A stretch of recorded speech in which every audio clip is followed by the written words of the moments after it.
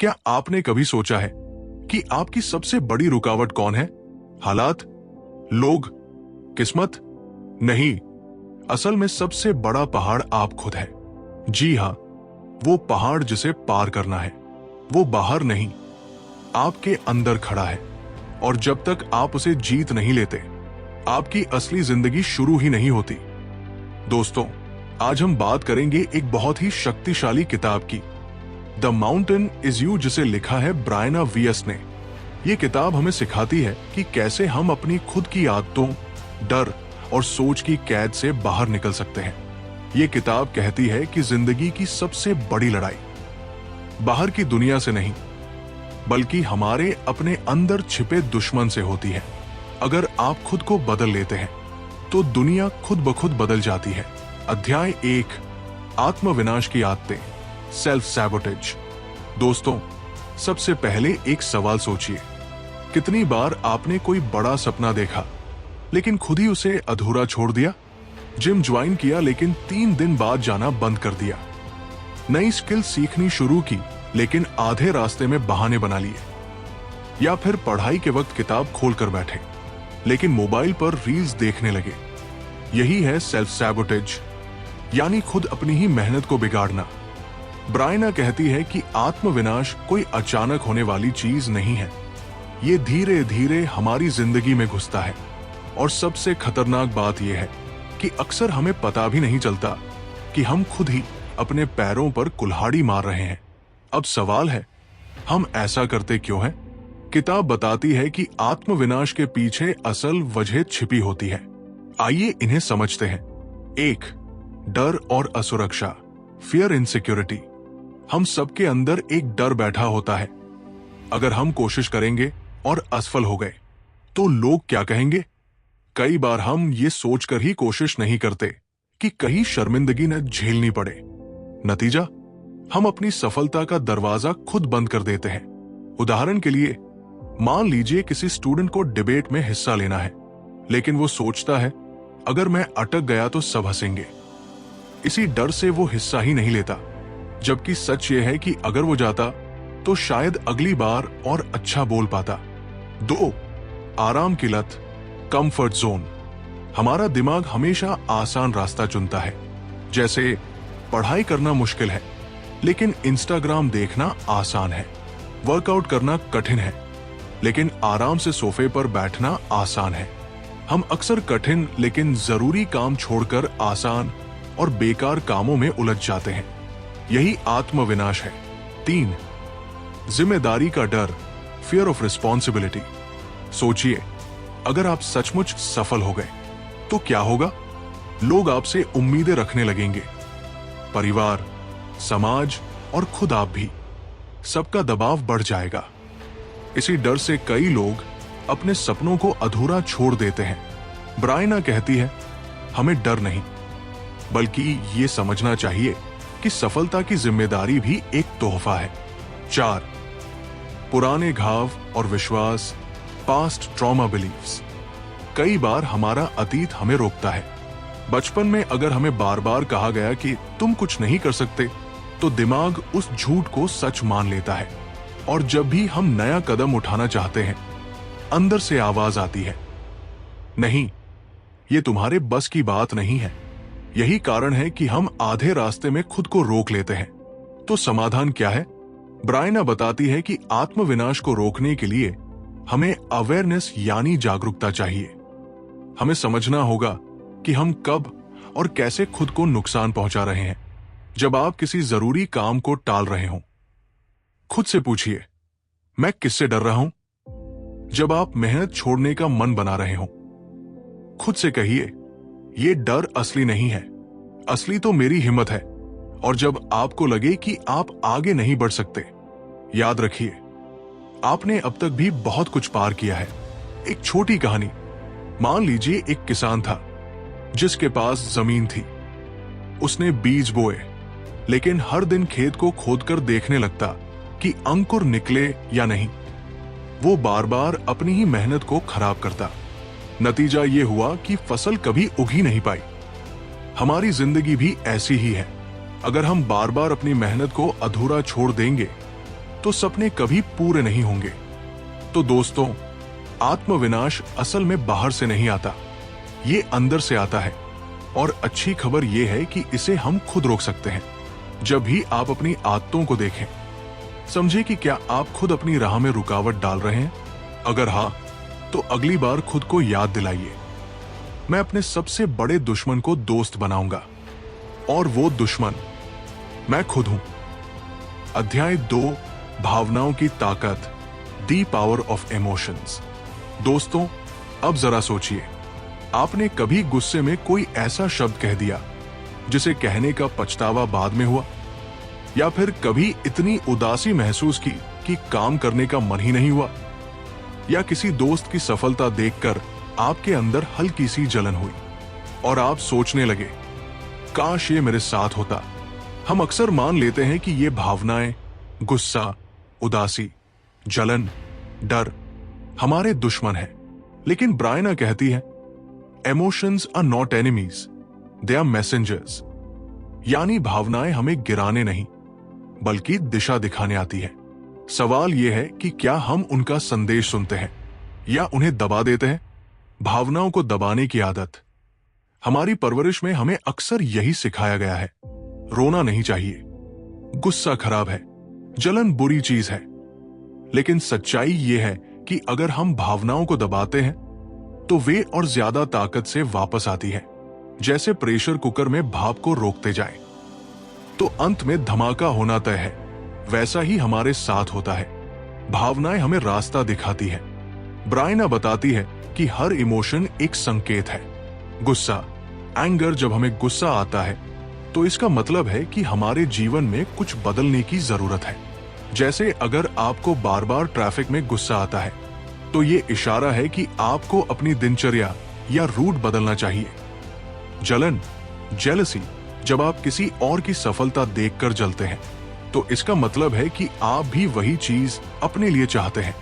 जलन कोई बुरी चीज नहीं, ये आपके दिल की छुपी हुई चाहत का आईना है। उदासी, सैडनेस, जब आप दुखी होते हैं तो इसका मतलब है कि आपने कुछ खोया है जो आपके लिए महत्वपूर्ण था। ये आपको सिखाती है कि अगली बार उस चीज की कदर करनी है। डर, फियर, डर हमेशा वही होता है जहां आपकी असली ग्रोथ छिपी होती है। जैसे स्टेज पर बोलने का डर असल में बताता है कि अगर आप ये डर जीत लेंगे तो आपका आत्मविश्वास कई गुना बढ़ जाएगा।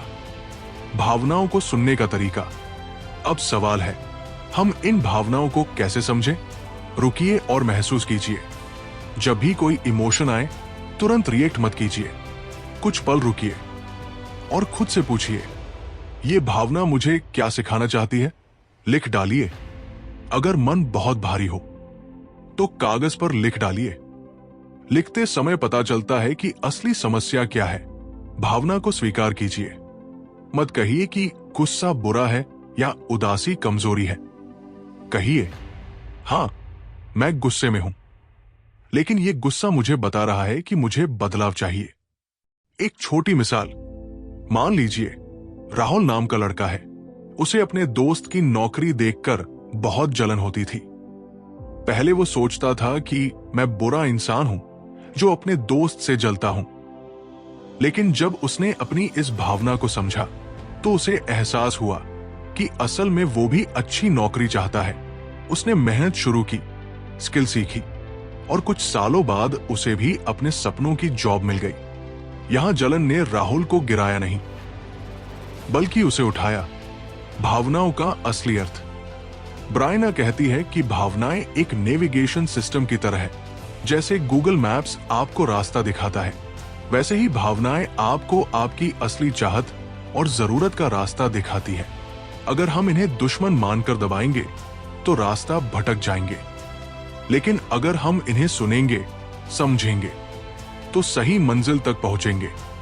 तो दोस्तों, याद रखिए, भावनाएं बोझ नहीं है, ये हमारे अंदर छुपे खजाने की चाबी है। गुस्सा, डर, उदासी, जलन सब हमें हमारी असली ताकत तक ले जाते हैं। अगली बार जब कोई भावना आपको घेर ले तो मत भागिए, रुकिए, सुनिए और सीखिए, क्योंकि वही भावना आपको उस इंसान तक ले जाएगी जिसे आप हमेशा से बनना चाहते थे। अध्याय 3, डर से दोस्ती, फेसिंग योर फियर। दोस्तों, अब जरा अपने जीवन के सबसे बड़े डर को याद कीजिए। हो सकता है किसी को असफल होने का डर हो, किसी को रिजेक्ट होने का, किसी को पैसा खोने का और किसी को लोगों के सामने बोलने का। सवाल यह है, यह डर हमें रोकता क्यों है? और सबसे जरूरी बात, क्या सच में डर को मिटाना जरूरी है या फिर उसे समझना? ब्रायना कहती है, fear is not your enemy, it is your compass. यानी डर दुश्मन नहीं, बल्कि दिशा दिखाने वाला कंपास है। जो जगह हमें सबसे ज्यादा डराती है, वही हमारी सबसे बड़ी ग्रोथ छुपी होती है। डर की असली जड़, डर की जड़ें 2 जगह से आती है। अतीत का अनुभव, अगर बचपन में किसी ने मंच पर गलती कर दी और सबने हंस दिया, तो दिमाग में बैठ गया स्टेज पर जाना शर्मिंदगी। अब जब भी वो व्यक्ति मंच देखेगा, डर लौट आएगा। भविष्य की कल्पना, हम अक्सर वो चीज सोचकर डरते हैं जो अभी हुई ही नहीं। अगर मैं असफल हो गया तो, अगर लोग हंसने लगे तो। हकीकत में तो कुछ हुआ भी नहीं, लेकिन डर हमें रोक देता है। डर का दूसरा चेहरा, डर हमें सिर्फ रोकता ही नहीं, कई बार वो हमें यह भी बताता है कि हम किस दिशा में आगे बढ़ सकते हैं। उदाहरण के लिए, अगर आपको पब्लिक स्पीकिंग से डर लगता है, तो इसका मतलब है कि वहां आपकी ग्रोथ छुपी है। अगर आपको नया बिजनेस शुरू करने से डर लगता है, तो शायद वही आपकी सफलता छुपी है। अगर आपको रिश्तों में खुलकर बोलने से डर लगता है, तो वही आपकी असली भावनात्मक ताकत है। याद रखिए, डर हमेशा वहां खड़ा होता है जहां हमारा अगला लेवल छुपा है। डर को जीतने का नहीं, समझने का तरीका। ब्रायना कहती है कि डर को हराना नहीं है, बल्कि उसे समझना है। इसके लिए 3 स्टेप्स बहुत काम आते हैं। डर को पहचानना, सबसे पहले खुद से पूछिए, मैं किससे डर रहा हूं, और उसे साफ साफ लिख डालिए। जैसे, मुझे डर है कि लोग मेरी हंसी उड़ाएंगे। डर की जांच करना, अब खुद से पूछिए, क्या यह डर सच है या सिर्फ मेरी कल्पना? ज्यादातर बार हम जिस चीज से डरते हैं, वो असलियत में उतनी बड़ी होती ही नहीं। छोटे कदम उठाना डर को तोड़ने का सबसे अच्छा तरीका है। छोटे छोटे कदम, जैसे अगर स्टेज से डर लगता है, तो पहले 5 दोस्तों के सामने बोलिए, फिर क्लास में, फिर बड़े मंच पर।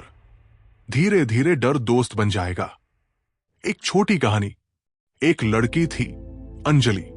उसे गाने का बहुत शौक था, लेकिन स्टेज पर गाने से डरती थी। उसे लगता था कि अगर आवाज बिगड़ गई तो सब हंसेंगे। लेकिन एक दिन उसने तय किया कि अब डर को भगाना नहीं, उससे दोस्ती करनी है। उसने छोटे छोटे ग्रुप में गाना शुरू किया। पहले परिवार के सामने, फिर दोस्तों के बीच, फिर कॉलेज फंक्शन में। धीरे धीरे उसका डर कम होता गया, और कुछ सालों बाद वही अंजलि हजारों लोगों के सामने गा रही थी। उसने सीखा कि डर उसकी दुश्मन नहीं था, बल्कि उसका शिक्षक था। डर का असली संदेश, ब्रायना बताती है कि डर हमेशा एक सवाल पूछता है, क्या तुम तैयार हो अपने अगले लेवल तक पहुंचने के लिए?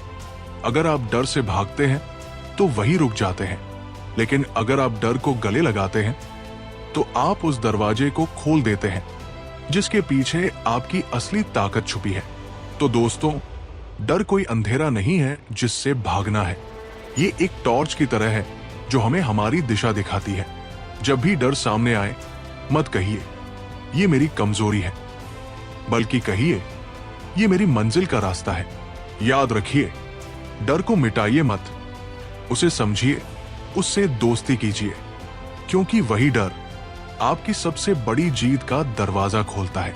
अध्याय 4, खुद को नया रूप देना, रिबिल्डिंग योरसेल्फ। दोस्तों, जरा सोचिए, अगर आप अपनी जिंदगी को एक किताब माने, तो क्या आप अभी उसी पन्ने पर अटके रहना चाहेंगे या फिर एक नया पन्ना पलटना चाहेंगे? हम सबके अंदर 2 वर्जन रहते हैं, एक वो जो अभी है और दूसरा वो जो बनना चाहते हैं। इन दोनों के बीच की दूरी को पाटना ही रिबिल्डिंग योरसेल्फ, यानी खुद को नया रूप देना है। ब्रायना कहती है कि इंसान की सबसे बड़ी ताकत है खुद को बदलने की क्षमता। लेकिन समस्या ये है कि हम अक्सर अपने पुराने वर्जन से ही चिपके रहते हैं। पुरानी पहचान का बोझ। हम अपने बारे में जो सोच बनाते हैं वही हमारी पहचान, आइडेंटिटी बन जाती है। अगर आपने अपने मन में यह बैठा लिया कि मैं आलसी हूं, तो चाहे लाख मौके आए, आपका दिमाग आपको आलसी ही बनाए रखेगा।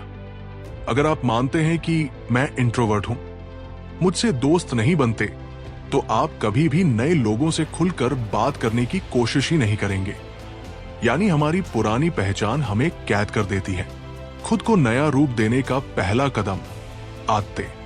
ब्रायना बताती है कि बदलाव एक बड़े धमाके से नहीं, बल्कि छोटे छोटे कदमों से शुरू होता है। छोटी आदतें ही हमारी नई पहचान गढ़ती है। अगर आप खुद को अनुशासित देखना चाहते हैं, तो हर सुबह बिस्तर ठीक कीजिए। अगर आप खुद को सीखने वाला इंसान मानना चाहते हैं, तो रोजाना 10 मिनट किताब पढ़िए। अगर आप खुद को हेल्दी देखना चाहते हैं, तो रोज सिर्फ 15 मिनट वॉक कीजिए। ये छोटे कदम मिलकर आपकी नई पहचान बनाते हैं। खुद से संवाद करना। खुद को नया रूप देने का मतलब है अपनी सेल्फ टॉक यानी आत्म वार्तालाप बदलना। अगर आप रोज खुद से कहते रहेंगे, मैं कमजोर हूं, मुझसे नहीं होगा, तो यही हकीकत बन जाएगी। लेकिन अगर आप खुद से कहेंगे, मैं कोशिश कर रहा हूं और हर दिन बेहतर हो रहा हूं, तो धीरे धीरे आपका दिमाग नई पहचान स्वीकार करने लगेगा। याद रखिए, हमारा दिमाग वही मानता है जो हम उसे बार बार बताते हैं। अतीत को छोड़ना। ब्रायना कहती है कि खुद को नया रूप देने के लिए हमें अतीत की पकड़ से बाहर निकलना होगा। अगर आपने कभी असफलता पाई है, तो उसे अपनी पहचान मत बनाइए। असफलता सिर्फ एक घटना है, आपकी पूरी कहानी नहीं। अगर किसी ने आपको कम आंका है, तो उनकी राय को अपनी सच्चाई मत मानिए। नई जिंदगी बनाने के लिए जरूरी है कि आप पुराने घाव और गलतियों का बोझ छोड़ दें। एक प्रेरणादायक उदाहरण सोचिए। एक लड़का है, रोहित। बचपन से ही सब कहते थे कि रोहित पढ़ाई में कमजोर है। उसने भी ये मान लिया और हमेशा औसत नंबर लाता रहा। लेकिन कॉलेज में जाकर उसने ठान लिया कि अब अपनी पहचान बदलेगा। उसने छोटी छोटी आदतें शुरू की। रोज 30 मिनट पढ़ाई, समय पर क्लास अटेंड करना, हर हफ्ते एक नया टॉपिक समझना। धीरे धीरे उसकी पहचान बदल गई। अब वो खुद को कमजोर नहीं मानता था, बल्कि सीखने वाला मानता था। नतीजा ये हुआ कि रोहित अपने क्लास का टॉपर बन गया। खुद को नया रूप देने का मतलब, खुद को नया रूप देना कोई एक दिन का काम नहीं, बल्कि एक प्रक्रिया है। इसमें समय लगेगा, धैर्य लगेगा और सबसे ज्यादा लगेगा खुद पर विश्वास। ये शुरुआत छोटी आदतों से होती है।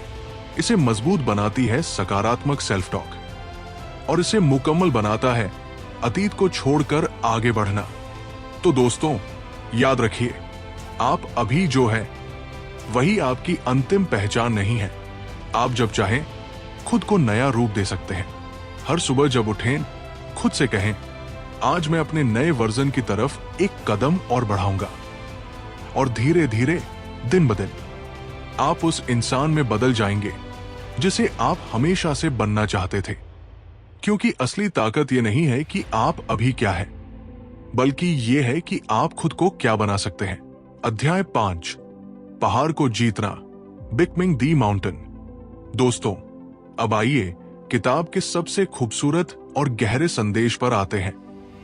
बिकमिंग द माउंटेन यानी पहाड़ को जीतना। सोचिए, जब भी आप अपनी जिंदगी में किसी बड़ी रुकावट का सामना करते हैं, चाहे वो करियर की चुनौती हो, रिश्तों की उलझन हो, पैसों की दिक्कत हो या फिर खुद का डर, तो वो रुकावट एक पहाड़ जैसी लगती है, बड़ा, भारी और अटल। हमारे मन में तुरंत ख्याल आता है, ये मेरे बस की बात नहीं है, ये पहाड़ बहुत बड़ा है। लेकिन ब्रायना कहती है, पहाड़ सामने इसलिए आया है क्योंकि आपके अंदर उसे जीतने की ताकत पहले से मौजूद है। पहाड़ का असली मतलब, पहाड़ सिर्फ बाधा नहीं है, बल्कि हमारी मजबूती की परीक्षा है। ये हमें गिराने नहीं, बल्कि बनाने आया है। बिना पहाड़ चढ़े हम अपनी असली ताकत पहचान ही नहीं सकते। बिना संघर्ष के सफलता का स्वाद फीका है और बिना चुनौतियों के जीवन में गहराई नहीं आती। जैसे बिना परीक्षा दिए डिग्री का कोई मूल्य नहीं होता, वैसे ही बिना पहाड़ चढ़े जिंदगी का कोई असली अर्थ नहीं बनता। पहाड़ को जीतने के लिए सोच बदलना। ब्रायना बताती है कि पहाड़ को जीतने का सबसे पहला कदम है अपनी सोच बदलना। ज्यादातर लोग रुकावट देखते ही सोचते हैं, ये मुझे रोकने आया है, लेकिन हकीकत यह है कि हर पहाड़ हमें यह कहने आया है, तुम्हारे अंदर और ताकत है, आओ मुझे जीतकर खुद को पहचानो। यानी बाधा मौका, छोटे कदमों से बड़ी जीत। किसी भी पहाड़ को एक छलांग में नहीं चढ़ा जा सकता, उसकी चोटी तक पहुंचने के लिए छोटे छोटे कदम उठाने पड़ते हैं। अगर आपकी जिंदगी का पहाड़ है आलस से बाहर निकलना, तो शुरुआत कीजिए रोज सिर्फ 10 मिनट काम करने से। अगर पहाड़ है नई स्किल सीखना, तो रोज आधा घंटा सीखने के लिए निकालिए।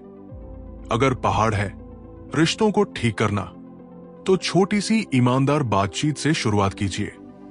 छोटे कदम ही आपको धीरे धीरे चोटी तक पहुंचाते हैं। पहाड़ हमें बदलता है। किसी पहाड़ को जीतने से ज्यादा जरूरी है वो इंसान जो आप चढ़ाई के दौरान बनते हैं। जब आप पहाड़ चढ़ते हैं तो धैर्य सीखते हैं। जब आप संघर्ष करते हैं तो आत्मविश्वास बनता है। जब आप बार बार गिरकर उठते हैं तो आपकी हिम्मत मजबूत होती है। यानी असली इनाम चोटी पर खड़ा होना नहीं, बल्कि वो नया इंसान बनना है जो पहाड़ की चढ़ाई के दौरान तैयार हुआ। एक प्रेरक उदाहरण, मान लीजिए एक लड़का है विक्रम। उसका सपना था आईएएस अफसर बनना, लेकिन उसके सामने पहाड़ था। कठिन परीक्षा, लंबी तैयारी और बार बार असफल होने का डर। पहली बार उसने एग्जाम दिया और फेल हो गया। उसे लगा कि ये पहाड़ बहुत बड़ा है, लेकिन उसने हार नहीं मानी। उसने अपनी तैयारी के तरीके बदले, छोटे छोटे लक्ष्य बनाए, रोजाना अनुशासन से पढ़ाई की। 3 साल बाद विक्रम ने वही पहाड़ जीत लिया। जब वो रिजल्ट लेकर खड़ा था तो उसे एहसास हुआ कि असली जीत सिर्फ आईएएस बनना नहीं थी। असली जीत थी वो नया इंसान बनना जिसने कभी हार न मानना सीखा। पहाड़ आप खुद। ब्रायना कहती है कि अंत में आपको समझ आ जाएगा, वो पहाड़ बाहर कहीं नहीं था, वो तो आप खुद थे। आपकी हिम्मत, आपकी मेहनत, आपका धैर्य ही वो पहाड़ था। और जब आप उसे जीत लेते हैं तो असल में आप खुद को जीत लेते हैं। तो दोस्तों, याद रखिए, पहाड़ इसलिए सामने आया है क्योंकि वो आपको गिराने नहीं बल्कि बनाने आया है। उसे देखकर घबराइए मत, उसे गले लगाइए, छोटे कदम उठाइए और धीरे धीरे उसकी चोटी तक पहुंच जाइए। जब आप वहां पहुंचेंगे तो आपको एहसास होगा, असली जीत पहाड़ के उस पार नहीं बल्कि आपके भीतर थी। क्योंकि अंत में दी माउंटेन इज यू, यानी पहाड़ आप खुद है। अगर आप यहां तक हमारे साथ बने हुए हैं तो स्वागत है।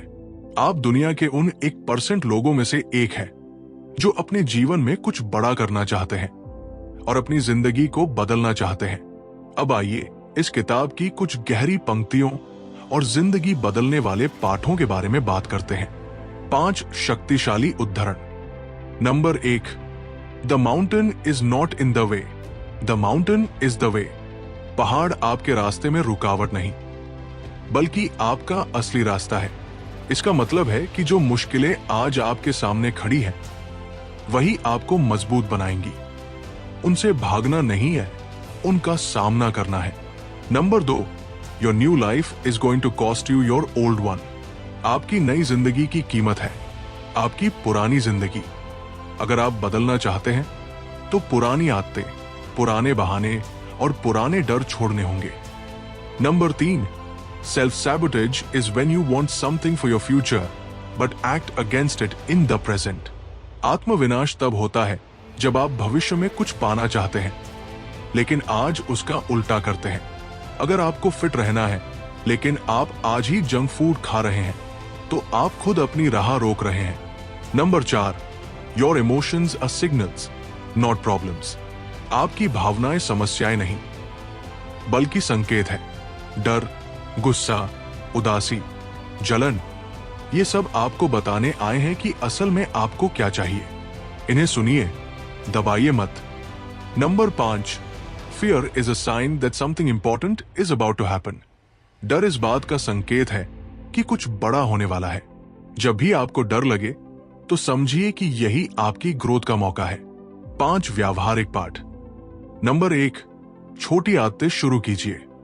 रोजाना छोटे छोटे काम कीजिए, जैसे सुबह बिस्तर ठीक करना या 10 मिनट पढ़ाई करना। ये छोटे कदम बड़ी पहचान बनाते हैं। नंबर 2, भावनाओं को लिखिए। जब भी मन भारी हो, अपने डर या गुस्से को कागज पर लिख डालिए। लिखने से क्लैरिटी मिलती है और मन हल्का होता है। नंबर 3, आराम जोन से बाहर निकलिए। हर हफ्ते एक छोटा काम कीजिए जिससे आपको हल्का डर लगे, जैसे स्टेज पर बोलना, किसी अजनबी से बात करना। यह आपको मजबूत बनाएगा। नंबर 4, अतीत को छोड़िए। आपकी पुरानी असफलता आपकी पहचान नहीं है। आगे बढ़ने के लिए कल का बोझ आज पर मत डालिए। नंबर 5, खुद से सकारात्मक बातें कीजिए। नेगेटिव सेल्फ टॉक छोड़ दीजिए। रोज खुद से कहिए, मैं बदल रहा हूं, मैं बेहतर हो रहा हूं। आपका दिमाग वही मानता है जो आप उसे बार बार बताते हैं। तो दोस्तों, ये थे शक्तिशाली उद्धरण और व्यावहारिक सबक। इन पर अमल करना शुरू कीजिए और देखिए कैसे आपकी जिंदगी एक नए रास्ते पर चलने लगती है। निष्कर्ष, दोस्तों, अब हम इस किताब के आखिरी पड़ाव पर आ चुके हैं। चलिए इसकी पूरी यात्रा को संक्षेप में समझते हैं। ब्रायना हमें यह सिखाती है कि जिंदगी के पहाड़ बाहर नहीं, बल्कि हमारे भीतर है।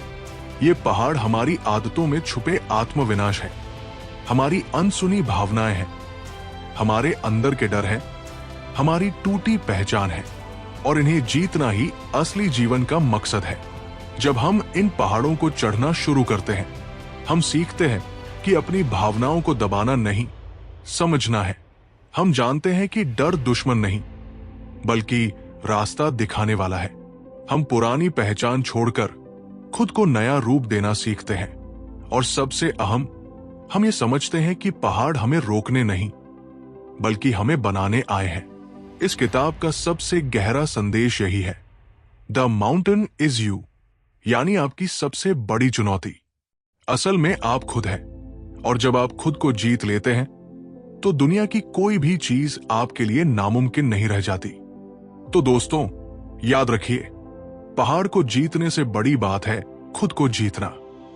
और जिस दिन आप ये कर लेंगे, उस दिन आपकी जिंदगी सचमुच बदल जाएगी, क्योंकि आखिर में वो पहाड़ आप ही है।